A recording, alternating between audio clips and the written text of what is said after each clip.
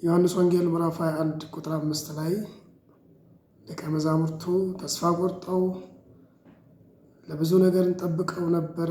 ካለንበት ባርነት፣ ካለንበት ግዞት፣ ካለንበት ጭቆና ነፃ አውጥቶ ያሳርፈናል ብለን ስንጠብቀው ገደሉት፣ እሱም ሞተ፣ እኛም ተስፋ የለንም ብለው ትላንት ወደ ጣሉት መረባቸው ተመልሶ አሳቸውን እያጠመዱ ባሉበት ሰዓት እንደተናገረው ሞት ያልቀረው የሞትንም ኃይል ያሸነፈው በትንሣኤው ሕይወት እንዲኖረን እድልና ተስፋን የሰጠን ትላንት የተናገረን ጌታ በሕይወት እያለ ከነሱ ጋር አብሮ እያለ እንደሚሞት በሦስተኛውም ቀን እንደሚነሳ የነገራቸው ያንን ተስፋ ረስተው ለሄዱት ለደቀ መዛሙርቱ መጥቶ በጣም የሚያስደንቅ የሚያስገርም ጥያቄ ጠየቃቸው።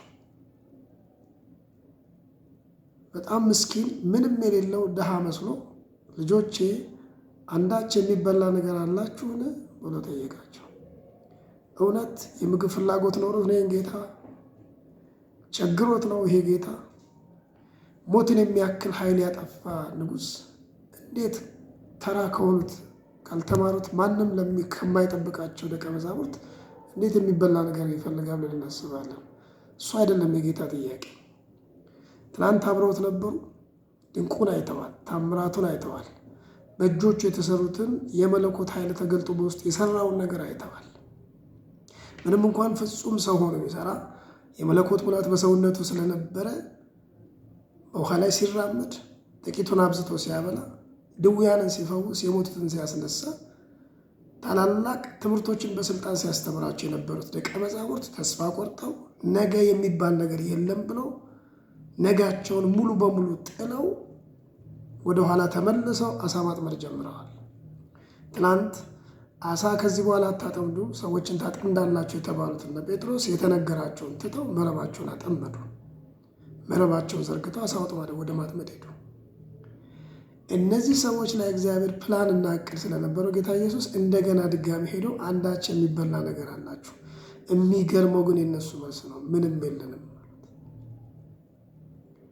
ታውቃላችሁ አንድ ቀን የት ቦታ መቼ በምን አይነት ሁኔታ ውስጥ ጌታ ኢየሱስ በእኛ ውስጥ ያስቀመጠውን ለትውልድ፣ ለምድር፣ ለቤተ ክርስቲያን፣ ለደካሞች፣ ለተሰበሩ፣ ተስፋ ለቆረጡ፣ ላዘኑ፣ ለቆዘሙ የሚሆን ብሎ በውስጣችን ያሰነቀንን ስንቅ እንድንመልስ እንድናወጣ ይጠይቀናል።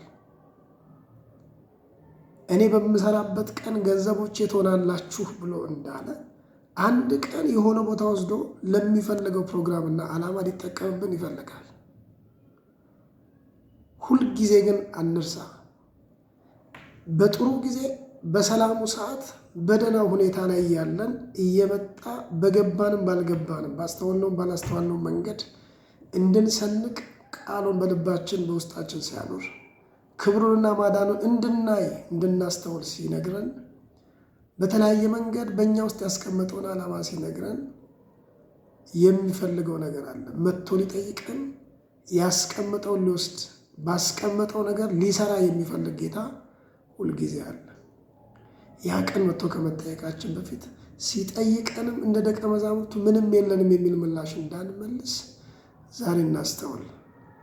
በደህናው ሰዓት አቅም እያለን መጸለይ እየቻለን ቃሉን ማንበብ እየቻለን በሰላም እያገለገልን በነበርንባቸው ጊዜያቶች ውስጥ እኛ ላይ ያስቀመጠው ነገር ምንድን ነበር?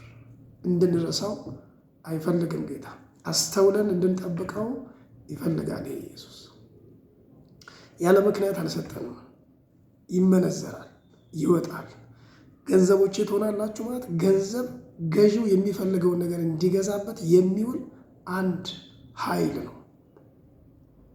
ጌታ ኢየሱስ ክርስቶስ እኛ ውስጥ ያስቀመጠውን እውነት፣ እኛ ውስጥ ያስቀመጠውን ቃል፣ እኛ ውስጥ ያስቀመጠውን ትልልቅና አስደናቂ ምልክቶቹ ነገ ከባድ በሆነ ሁኔታ ውስጥ በምናልፍበት ጊዜ እየገዛን እሱ ለሚፈልገው ዓላማ እንድናውል ልንጠቀምበት የተሰጠን ሰዎች ነን። ስለዚህ በተለያየ ድካም ውስጥ ልትኖሩ ትችላላችሁ።